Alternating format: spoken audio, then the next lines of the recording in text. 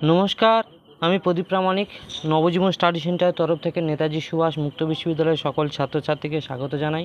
এই মুহূর্তে যে সকল ছাত্রছাত্রীরা নেতাজি সুভাষ ওপেন ইউনিভার্সিটি থেকে সেকেন্ড ইয়ারে পড়ছেন এবং রাষ্ট্রবিজ্ঞান নিয়ে অনার্স করছেন, আপনাদের অনুরোধে আজকে রাষ্ট্রবিজ্ঞানের একটা গুরুত্বপূর্ণ অধ্যায় নিয়ে আমি আলোচনা করব। যে অধ্যায়টা এবারে পরীক্ষাতে আছে এবং প্রত্যেক বছরে থাকে এবং এবারেও থাকবে। এবং আমি আপনাদের আজকে যে প্রশ্নটা বলবো, এই প্রশ্নটা আপনারা যদি ভালো করে শুনেন বা লিখে নিতে পারেন, তো আশা করি শোনার পরে নিজেদের যদি বই থাকে অবশ্যই একটু পড়ে নেবেন, অনেকটাই সহজ হয়ে যাবে। এবং যেভাবেই প্রশ্নটা ঘুরিয়ে আসুক না কেন, আপনারা এই প্রশ্নটা অ্যাটেন্ড করতে পারবেন। ঠিক আছে? আর সেই সঙ্গে আমি বলে রাখি, আপনারা যদি আমার এই চ্যানেলে নতুন হয়ে থাকেন, চ্যানেল সাবস্ক্রাইব করে পাশে থাকা অল নোটিফিকেশন অন করে রাখবেন। এবং আমার এই চ্যানেল থেকে আপনি অ্যাসাইনমেন্ট থেকে শুরু করে ক্লাস থেকে শুরু করে বিগত সালের প্রশ্ন সমস্ত কিছু পাবেন। যদি এমার্জেন্সি কোনো একটা সাবজেক্টের উপরে আপনাদের ক্লাসের দরকার হয়, অবশ্যই আপনারা আমাকে হোয়াটসঅ্যাপে মেসেজ করবেন, সেই বিষয়টা নিয়ে খুব তাড়াতাড়ি আপনাদের সামনে তুলে ধরবো। তো চলুন আমি শুরু করি। আজকের মূলত যে ক্লাসটা নিয়ে আজ আলোচনা করব সেটা হচ্ছে আপনাদের CCPS 5 অর্থাৎ অনার্স পেপারের পঞ্চম পত্র নিয়ে আমি আলোচনা করব। আজকের এই পঞ্চম পত্র টোটালটাই হচ্ছে তুলনামূলক রাজনীতি, ঠিক আছে, বা কম্পারেটিভ আপনার পলিটিক্স। এইবারে এখানে এই অধ্যায়ে সবথেকে যে গুরুত্বপূর্ণ প্রশ্নটা পরীক্ষাতে সবসময় আসে, সেটা আপনার এরকমই আসবে যে তুলনামূলক রাজনীতি বলতে কী বোঝো, এবং এর তুলনামূলক রাজনীতির গুরুত্ব, এর উদ্দেশ্য এবং এর প্রকৃতি বা পরিধি সম্পর্কে আপনি যা জানেন বিস্তারিত আলোচনা করুন। ঠিক আছে? অবশ্যই করে যে প্রশ্ন যেভাবে ঘুরে আসুক না কারণ আমি আজকে যেভাবে আপনাদের সঙ্গে আলোচনা করব, মোটামুটি এটাই আপনাদের পরীক্ষায় এইভাবে লিখলেই হয়ে যাবে। ঠিক আছে? আর এইবার আমি শুরু করছি। প্রথম আমি যেটা বলবো যে তুলনামূলক রাজনীতির যে পরিবর্তনশীল যে চরিত্রের যে বৌদ্ধিক বিবর্তনের মধ্য দিয়ে প্রতিভাত হয়, যার স্পষ্ট রূপ দেখতে পাওয়া যায় বিষয়টির পরিসরের বা পরিবর্তনের ওপরে। সময়ের সঙ্গে সঙ্গে তুলনামূলক রাজনীতির আলোচনার ক্ষেত্রেও বিস্তৃত বা সংকুচিত হয়। ঠিক আছে? এই তুলনামূলক রাজনীতি তিনটি পর্যায় আছে এবং এই তিনটি পর্যায়ে আমরা পৃথকভাবে আমি হয়তো আলোচনা করে দেব। প্রথম পর্যায়ে আপনি এই সময়সীমা হিসেবে নির্দিষ্ট করে ঊনবিংশ শতাব্দীর মধ্যভাগ থেকে বিংশ শতাব্দীর মধ্যভাগ পর্যন্ত। ঠিক আছে? আবার বলছি, প্রথম পর্যায়ে যেটা আপনারা যে সময়সীমা দেওয়া হয়েছে সেটা হচ্ছে ঊনবিংশ শতাব্দী থেকে মধ্যভাগ থেকে বিংশ শতাব্দীর মধ্যভাগ পর্যন্ত।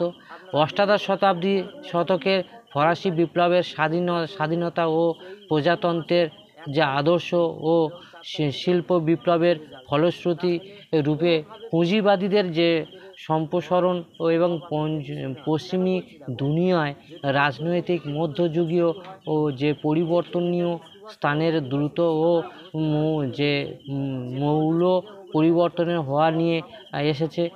ঠিক আছে? জাতীয়তাবাদের উন্মেষে ও পুঁজিবাদী শ্রেণীর যে শ্রেণীগত স্বার্থে ও রাজনৈতিক শ্রেণীর যে ও শৃঙ্খলা যে প্রয়োজনে অতীতের যে সাম্রাজ্য ভিত্তিক রাষ্ট্রগুলির ভেঙে দিয়ে যে আধুনিক জাতীয় রাষ্ট্রের যে সৃষ্টি করে। ঠিক আছে? এই বিষয়টা খুবই ইম্পর্টেন্ট। এবার আমি সেই সঙ্গে দেখো যে তুলনামূলক রাজনীতি হলো একটা রাজনৈতিক একটি বিশেষ শাখা। আবার বলছি, তুলনামূলক রাজনীতি হলো রাজনীতি একটি বিশেষ শাখা, যার সঙ্গে রাজনৈতিক কার্যাবলী, রাজনৈতিক প্রক্রিয়া, রাজনৈতিক ক্ষমতা এবং ধ্যান ধারণা এবং বিশ্লেষণ গভীরভাবে সম্পর্কযুক্ত। এইরূপ নীতির আলোচনার পরিধি যে অধুনা সরকারের আনুষ্ঠানিক আলোচনার গণ্ডি অতিক্রম করেই বিভিন্ন রাষ্ট্র ব্যবস্থা যে অভিন্ন রাষ্ট্র ব্যবস্থার সঙ্গে যে এটা সবসময় আলাদা থাকে এবং এই প্রতিষ্ঠান বা প্রক্রিয়া তুলনামূলক আলোচনা এখানেই করা হয়। তুলনামূলক রাজনীতি এর অন্যতম উদ্দেশ্য হলো যে রাজনৈতিক পরিবর্তন যে প্রগতিগত পার্থক্য অর্থ, সামাজিক এবং সাংস্কৃতিক তারতম্য বিচারের বিশ্লেষণে এবং বিভিন্ন রাজনৈতিক ব্যবস্থার প্রকৃতির উপর আধুনিকীকরণের প্রভাব প্রক্রিয়ার এর মধ্যে আধুনিক যে তুলনামূলক রাজনৈতিক আলোচনা কয়েকজন বিশিষ্ট রাজনৈতিক ও সমাজবিজ্ঞানী বিশেষ করে উল্লেখ করেছেন। যেমন দেখো তাদের নাম কয়েকজন বলছি, সেটা হচ্ছে আলমন্ড, পাওয়েল, কোলম্যান এবং পাই প্রমুখ, যে বিশেষ প্রমুখ তুলনামূলক রাজনৈতিক বৈশিষ্ট্যগুলি তারা তুলে ধরেছেন। যেমন দেখো এখানে বলেছে যে রাজনৈতিক সর্বজনীন দৃষ্টিভঙ্গি, এছাড়া রাজনৈতিক ব্যাপক ভিত্তির ওপর প্রতিষ্ঠিত, এছাড়া যে আনুষ্ঠানিকতা এড়িয়ে চলে, এছাড়াও আছে যে কলা কৌশল যে নিঃসৃত এবং ধ্যান ধারণার তথ্যর বিকাশের একটা স্বরূপ। এছাড়াও ওই যে উপরের সামাজিক পরিবেশের উপর প্রভাব রাজনৈতিক দৃষ্টিভঙ্গি সামাজিক বিজ্ঞানের দৃষ্টিভঙ্গির উপরে পরিলক্ষিত হয়। এরকম অনেক অনেক বৈশিষ্ট্য আপনারা লক্ষ্য করতে পারবেন। ঠিক আছে, এই আমাদের তুলনামূলক রাজনীতিকের মধ্যে এই ধরনের যে রাষ্ট্রের রূপ ও স্বাভাবিকভাবে তৎকালীন রাষ্ট্রবিজ্ঞানীদের দৃষ্টিভঙ্গি আকর্ষণ করে। তাই নবজাতক যে জাতীয় রাষ্ট্রগুলির শাসনতান্ত্রিক কাঠামো এবং বিভিন্ন রাজনৈতিক প্রতিষ্ঠানগুলির কার্যাবলী, তার যে অন্তঃসম্পর্ক এবং রাজনৈতিক এবং গণতান্ত্রিকীকরণ অন্যরকম মাধ্যম হিসেবে এবং রাজনৈতিক দলগুলির যে ভূমিকা ইত্যাদিকে কেন্দ্র করে যে রাষ্ট্রতত্ত্বের সৃষ্টি হয়। বোঝা গেছে?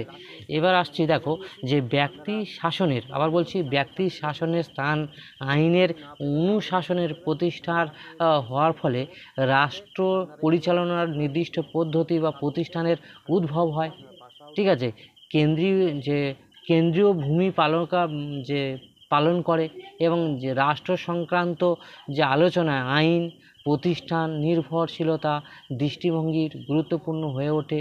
অন্যদিকে এই প্রতিষ্ঠান কেন্দ্রিক আলোচনার জন্ম দেয়। তাই ইতিহাসে আইন আশ্রিত এবং প্রাথমিক যে ধ্যান ধারণা যা 1847 থেকে শুরু হয়েছিল এবং 1892 সালে তার বহিঃপ্রকাশ ঘটেছিল। বোঝা গেছে? এই তুলনামূলক এবং আরেকটা আমি পর্যায়ে যেটা আলোচনা করব সেটা তুলনামূলক যে রাজনীতির পরিধি ছিল যে এক সুদূর প্রসারী। ঠিক আছে, যা যেমন সম্প্রসারণ একই ভৌগোলিক এবং বৌদ্ধিক। ঠিক আছে, সময়ের যে মাপকাঠি যে যুগের সূত্রপাত হয় যে 1950-এর দশকের দিকে, যে প্রথম দিকে যদিও বৌদ্ধিক প্রারম্ভিক এবং শুরু হয়েছিল এই যে 1980 সালের মধ্যে প্রাচ্য পর্যন্ত এটা চলেছিল বা টিকেছিল। তুলনামূলক রাজনৈতিক ভৌগোলিক অর্থের যে পরিধি, এর যে পরিধি আছে তা এই ইউরোপের পশ্চিমী যে সমস্ত দেশগুলি আছে না, সেই সমস্ত দেশের মধ্যে সীমাবদ্ধ থাকার ফলে সেটা বেশি বিকশিত হয়নি। তাই তৃতীয় বিশ্বের যে দেশগুলি রাজনীতিতে তাই ততটা ফুটে ওঠেনি। তবে দেখো যে উন্নত দুনিয়ায় রাজনৈতিক ব্যবস্থার উপেক্ষা করা যায় না। একাধিক যে বিভিন্ন যে দৃষ্টিভঙ্গি থেকে এগুলোকে আবার আলোচনা করা যায়। যেমন দেখো American social science research council যে কমিউনিটি অন দ্য যে কম্পারেটিভ পলিটিক্স এর পক্ষ থেকে তুলনামূলক রাজনৈতিক গবেষণার যে পৃথিবীর সকল প্রান্তে এটাকে নতুন রাষ্ট্র ব্যবস্থা হিসেবে পরিগণিত হয় বা প্রকাশ পেয়েছিল। বোঝা গেছে? দেখো যে বৌদ্ধিক বিকাশ তুলনামূলক রাজনীতির একটা গুরুত্বপূর্ণ বিষয়। ঠিক আছে, যা এই উদ্যোগ নিয়েছিল তারা এই উপলব্ধি করেছিল কি না, রাষ্ট্রবিজ্ঞানের যে প্রচলিত পরিভাষা একান্তইভাবে ইউরোপের রাজনৈতিক বাস্তব প্রসূত, যা ভিন্ন প্রকৃতির রাজনৈতিক পরিস্থিতির শিক্ষা দেয়। তাই বর্ণনা শুধু করা যায় না, সেই সঙ্গে সেটাকে লক্ষণীয় ব্যবস্থা, তার সংখ্যালঘু, তার বিচিত্রতা, তার বুদ্ধিমত্তা সমস্ত কিছু। এছাড়াও এর হচ্ছে তথ্য নির্বাচন, বিন্যাস, পরিবেশন এই সমস্ত এর মধ্যেই অন্তর্ভুক্ত। এবং এরপরে ছাড়া বলা যায় যে সংকোচন অর্থাৎ বিশ্বজনীন যে দৃষ্টিভঙ্গি, এই তুলনামূলক রাজনীতির যে বৃহত্তর সমাজের সঙ্গে যুক্ত করে বাস্তববাদী নতুন পরিভাষার কোষ, এছাড়া জাতীয় কাঠামো নির্মাণ ইত্যাদি তুলনামূলক রাজনীতিকে স্বর্ণযুগ হিসেবে চিহ্নিত করা হয়। অ্যাকচুয়ালি তুলনামূলক একটা মাথায় রাখতে হবে, তুলনামূলক রাজনীতি অর্থাৎ আমাদের দেশের যে রাজনীতি, ইংল্যান্ড, ফ্রান্স, রাশিয়া, তুরস্ক, চীন, বিভিন্ন যে দেশ আছে, এক একটা দেশের রাজনৈতিক প্রতিষ্ঠা এক এক রকম, এবং প্রত্যেকটা দেশ তারা তাদের মতো রাজনৈতিক ব্যবস্থাপনা পরিচালিত করে। এই যে পরিচালনা, আমাদের আলোচ্য বিষয় হচ্ছে যে তুলনামূলক রাজনীতি অর্থাৎ তখনকার ওই কোন দেশ কেমনভাবে রাজনীতিকে তারা এগিয়ে নিয়ে যায়, তাদের কাঠামো কী ধরনের এগিয়ে যায়, সেটাই হচ্ছে আমাদের পাঠ্য বিষয়। বোঝা গেছে? এইবারে আসছে যে বৌদ্ধিক বিকাশে শুধু তার সঙ্গে নয়, কমিউনিটি অন কম্পারেটিভ পলিটিক্স, ঠিক আছে, কমিউনিটি অ্যান্ড কম্পারেটিভ পলিটিক্সের যার সভাপতি ছিল গেভিল অ্যালবন্ড, তিনি তার চিন্তাভাবনা দিয়ে নানানভাবে বিকাশ করার চেষ্টা করেছিল এবং সেটা আরও উন্নততর রাষ্ট্র ব্যবস্থা গ্রহণ করেছিল। কারণ এক একটা দেশ এক একজন এক এক রকম তারা তাদের মতো রাজনীতিকে পরিচালনা করে, ফলে এই যে তুলনামূলক রাজনীতির ফলে এক একটা দেশের শাসন ব্যবস্থা ভুল ত্রুটিগুলো আরও সবার কাছে পৌঁছে যায় এবং তাদের রাজনৈতিক পথ আরও সুগম হয়, আরও সহজ হয় এবং তারা পরিচালনা করতে তাদের সুবিধা হয়। বোঝা গেছে তো? তাই সমাজগুলি একের পর এক যে গোষ্ঠী আন্দোলন, এছাড়া উপনিবেশিক শাসন, সমস্ত কিছু এবং সদ্যোজাতদের লালন পালন, এইভাবে যে মানসিক শুধু নয় বৌদ্ধিকও বিকাশ ঘটে এবং উন্নততর সমাজ ব্যবস্থা গড়ে উঠতে সাহায্য হয়, এবং যা পশ্চিমী রাজনৈতিক দুনিয়ায় কিছু কিছু বাহ্যিক পরিবর্তন সত্ত্বেও রাষ্ট্র ভূমিকায় ভিন্ন আকার ধারণ নিয়েছিল এবং তার আরও উন্নততর হয়ে উঠেছিল। ঠিক আছে? তাই ধারণা কাঠামো সচেতন দৃষ্টি থেকে তার উদ্দেশ্য তা বিশ্বব্যাপী করে তুলেছিল তাদের এই উদ্দেশ্যটাকে, এবং তুলনামূলক রাজনৈতিক হলো একটা নির্দিষ্ট সীমাবদ্ধ থাকায় যার জন্য এটা যতটা ফলপ্রসূ হওয়ার কথা ছিল কিন্তু ততটা হয়নি। কারণ কি, এটা এক একটা দেশ তাদের রাজনৈতিক ব্যবস্থা অন্যের কাছে পুরোপুরি তুলে ধরতে পারেনি বা তুলে ধরেনি, কিছুটা হলেও তারা নিশ্চুপ ছিল। তাই ভৌগোলিক দিক থেকে ধরো পশ্চিম ইউরোপ, দক্ষিণ আমেরিকা, দক্ষিণ পূর্ব এশিয়া, এই সমস্ত যে দেশগুলো ছিল তাদের তুলনামূলক রাজনীতি সবার সামনে ঠিকঠাক মতো তুলে ধরতে পারেনি। তারা অনেকটাই চুপিসারেই তাদের কাজ চালিয়ে গিয়েছে বা তারা কাজ করে গেছে। তাই সাম্প্রতিককালে তুলনামূলক রাজনীতি চর্চা জনপ্রিয় বা খুবই প্রাচীনকাল থেকে এটা ধরে আসছে, চলে আসছে, এবং তাই রাষ্ট্রবিজ্ঞানের জনক অ্যারিস্টটল এবং রাষ্ট্র দার্শনিক প্লেটো তাদের যে আলোচনার পদ্ধতি বিশ্লেষণ করলে তা স্পষ্ট বোঝা যায় যে পূর্ববর্তী যে ম্যাকিয়াভেলি, ঠিক আছে, বোঁদা, মন্তেস্কু প্রমুখ যে সমস্ত যে রাষ্ট্রবিজ্ঞানীরা ছিল বা সমাজবিজ্ঞানী ছিল, তাদের প্রাচীনকালে তাদের তুলনামূলক যে ধ্যান ধারণা, আধুনিক তুলনামূলক যে রাজনৈতিক চর্চা অনেক পার্থক্য, ফলে প্রাচীনকালের তুলনায় বর্তমানকালে অনেক এই উন্নততর সমাজ ব্যবস্থা তারা গড়ে তুলতে সুবিধা হয়েছিল। তাই সংবিধানের অনেক পরিবর্তন আনতে তাদের সাহায্য হয়েছিল এবং তাদের সীমাবদ্ধতাকে অনেকটাই বিকশিত করতে সুবিধা হয়েছিল।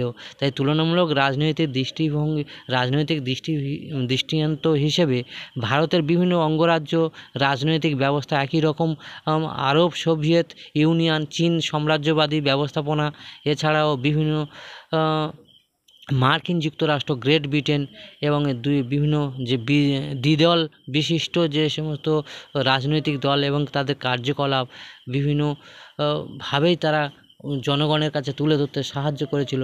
অ্যালমন্ড এবং তারই অনুগামী উন্নতশীল এবং উন্নততর দেশগুলির মধ্যে তুলনামূলক আলোচনা করার ফলে পদ্ধতির ফলে তাদের অনেকটা নগরায়নের সুবিধা হয়েছিল, সামাজিকীকরণ করতে সুবিধা হয়েছিল, আধুনিকীকরণ করতে সুবিধা হয়েছিল এবং তাদের সমাজটাকে আরও বিকশিত করতে তাদের সুবিধা হয়েছিল।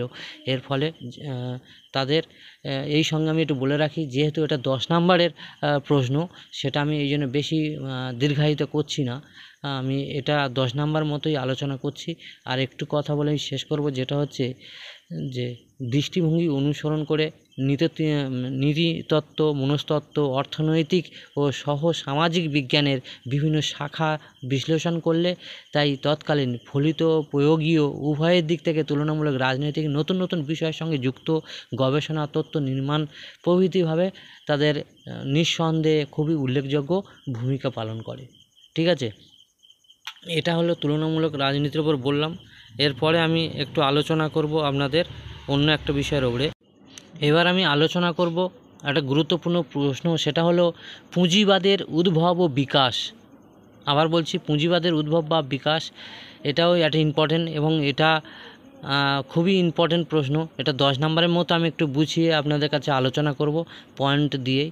সেটা হলো দেখো যে শিল্প বিপ্লবের নিশ্চয়ই আপনারা দেখেছেন যে বুর্জুয়া বিপ্লবের যখন সংগঠিত হয়েছিল সপ্তদশ শতকে, ঊনবিংশ শতাব্দীর এই মূল এবং যার পশ্চিমী ইউরোপের এই বিপ্লবের সংঘাত হয়েছিল।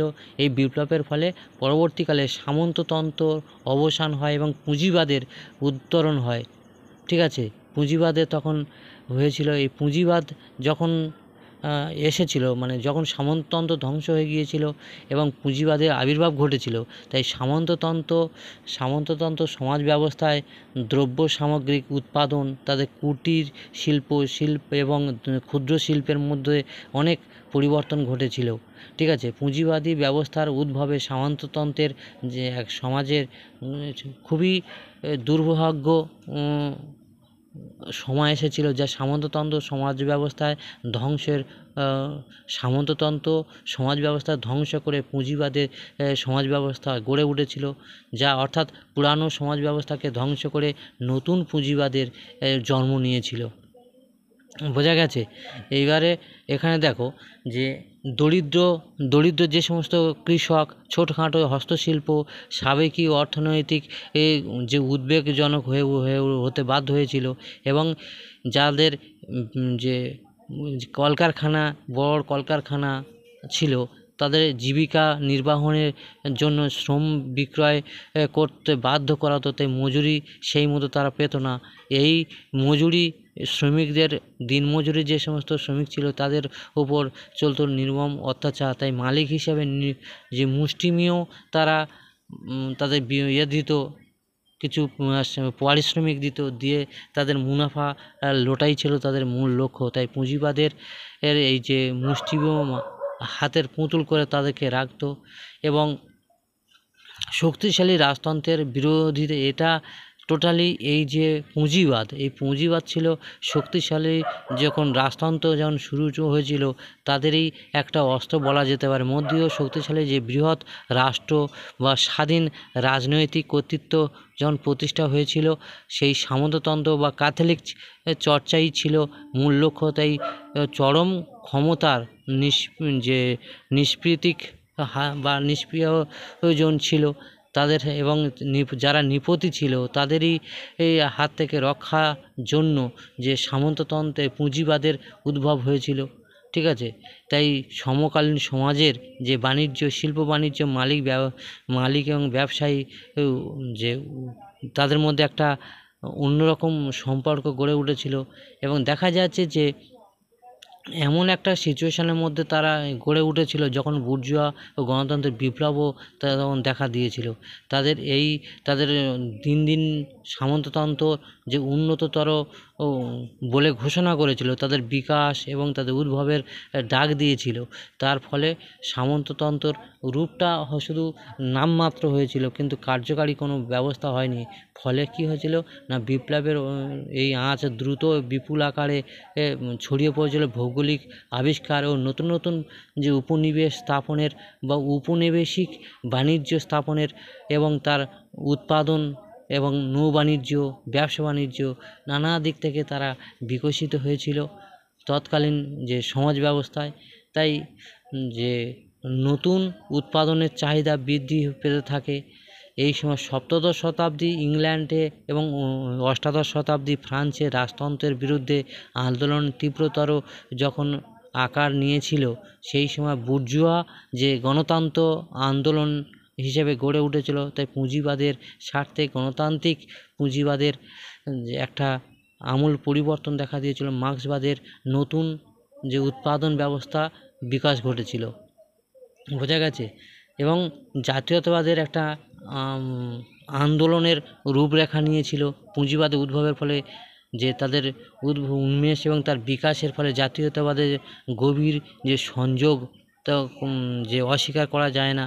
এবং এই সময় লেনিনের অবদান ছিল খুবই গুরুত্বপূর্ণ, কারণ তৎকালীন সমাজে লেনিনের যে পুঁজিবাদ বিকাশের সম্পর্কে তিনি যখন লেখনী ধারণ করেছিল এবং তিনি তখন বিভিন্ন রকম পত্রপত্রিকা তিনি এই বিষয়ে লেখি করতেন। পুঁজিবাদের যে অর্থ সামাজিকীকরণ জাতীয় আন্দোলনের মধ্য দিয়ে এবং বর্তমান যে প্রেক্ষাপট সেটাকে ধ্বংস করে পুঁজিবাদী ব্যবস্থা চূড়ান্ত সাফল্যের কথা তিনি ঘোষণা করে। তাই পুঁজিবাদের একটা বড় বৈশিষ্ট্য ছিল পণ্য উৎপাদন এবং পণ্য উৎপাদনের পরে বুর্জোয়া একচেটিয়া ব্যবসা বাণিজ্য, এটাই ছিল তাদের অপরিহার্য বা একমাত্রই লক্ষ্য। তাই পুঁজিবাদী অর্থাৎ একের পর এক দেশ, একের পর এক রাজ্য, একের পর এক জায়গা তারা দখল করে তারা ব্যবসা বাণিজ্য করার লক্ষ্যই ছিল পুঁজিবাদের মূল উদ্দেশ্য।